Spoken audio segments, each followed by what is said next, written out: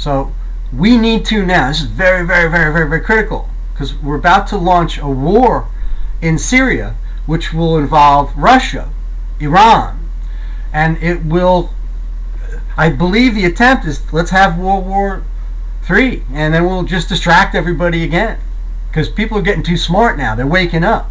People are waking up. So we better just smash them down with a world war, and in the process make tons of money, and expand that disparity between the very, very, very, very financially rich and the rest. That disparity is increasing. Now, I'm going to tell you, I graduated economics major, English minor. No, it was computer science minor. I almost got a English minor with honors. Right? I took economics very seriously. I learned a lot. I changed. I went on a journey, and I discovered some things that changed my worldview. So, and I've got a career of sales and sales management. I had it was like a 18-month, 24-month period with a company that was just brilliant in management consulting. They were called Synet, Synet. And they were just brilliant. And I was able to be with these people and stand in the room where their brains were vibrating wisdom. Just, brilliance. In terms of how to successfully, intentionally bring change, positive change, hopefully, into an enterprise, an organization. And really, really hard. It's really, really hard. And I think I know this. I have the secret as to why is that so hard. I've investigated this in my own way. I think pretty thoroughly. And I found the golden nugget. And it's really the most important part of it is that it's so simple, radically simple. I have this thing, radical simple. Part of the false narrative instructs us to believe in our unconscious mind that everything is complicated, everything is chaotic. It's really overwhelming in terms of being able to understand how the world is just doing what it's doing. So we are instructed to just disregard our own opinions and yield our power to something else that will do the homework and present the news. You present the world to us in truth. And we yield that power. Once we yield that power, it gets exploited. Now, I'm going to bring it right back to Mahatma Gandhi. I don't know, it's like page 51 in the 50s in his autobiography. He basically says it, and I'm going to repeat it here. I'm not going to read it. I'm going to, well, maybe I will read it, but I will provide the text of it in the notes and in the body of my blog post. Was very, very, very, very telling. So who are we going to listen to? First of all, we don't go anywhere out there before we go here. And I'm pointing to my heart. Before we go here. This is the first step. And that's the only step we need. That's how radically simple it is. You go here, and then you kind of like trust your heart. Now, you may not fully trust it. Matter of fact, you don't fully trust your heart. Because you have these disempowering beliefs that are in your subconscious. What Carl Sagan called shadows. Carl Jung. Carl Sagan. And there's another great guy. But this is the magical moment. So we cannot do this in fear. So if you're responsible to understand what you're feeling and to sense what fear feels like, because we've been programmed into thinking that fear is normal. We have a word called stress, and we think, how do you deal with stress? And then we think stress is like, it's STRESS, that it's different from the word fear, FEAR. I mean, so language really, there's a synonym. There's synonymous. And fear is the root. And the question is, do we attach to fear?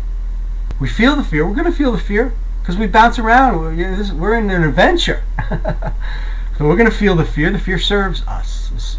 Can. But when the fear rises in us and we attach to it, we identify with the fear, which means that we see it as a reflection of a flaw in us. And we feel unworthy. We feel, it's this attachment to fear. But if we're not attached to fear, fear comes up and presents a perspective. Fear presents a new directed perspective, and just witness it and then take the gold out of it.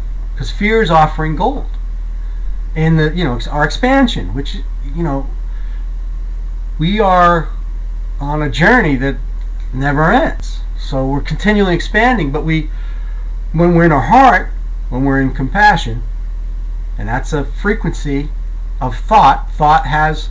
There's no material elements in thought, but there are immaterial, there are non-physical, there are energetics, which are, when you really think about it, are like a much, much bigger piece of the whole pie than the little tiny piece that is the material world. I know I'm rambling, but I'm excited because I think that another message here is that if we're operating in fear, attached fear, and we're reacting in it, we're dangerous weapons, we people. Dangerous weapons, and and enough of those weapons get out, and before you know it, you have chaos. You have like things aren't going well. So where does that come from? It comes from us. We're generating it. Now, that's fear. Now, if we make the intentional choice to choose compassion, and that's a different place on the radio dial, folks. They can't exist together. Fear, attachment, and compassion can't exist at the same time. So it is a choice. And if you will open your mind to think about, maybe there's one fundamental universal law or rule or a method to how it all works, is the law of attraction. The law of attraction. Very, very, very radically simple. And it's really interesting. Esther Hicks and Abraham and Gerry, they've been telling this story for so long, and it's really interesting. I followed them for a while. There was a lot of wisdom there, and I get the Daily Post. The Daily Post resonates every time. That they're saying the same thing over and over and over and over again. Just understand the law of attraction. Think, into beauty. Think thoughts about what's beautiful. Look for what's beautiful. Look for the good things. Think good. I have an amazing impact. I met this guy once, but I worked with him for like 2 years in my recruiting business, and he's magical guy.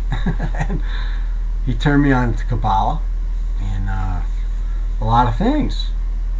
And we did some business. But you open our mind to this universal law, radical simple. In compassion, you're living in the question, literally. You're living in the question, how can I help? That's the question you're living in. That's your adventure. That's your journey. And you're not doing it because you want people to pat you on the back. That's the other world. You're doing it because it's like fun. Because you really, really, really, really do have a deep desire and want to walk in this world in a good way. Now there's some phrases that come from the indigenous community that we gotta set the whole media up and put them in charge. And I want to hear their message. Because that's journalism. That's media. That's journalism. That's where I get my news.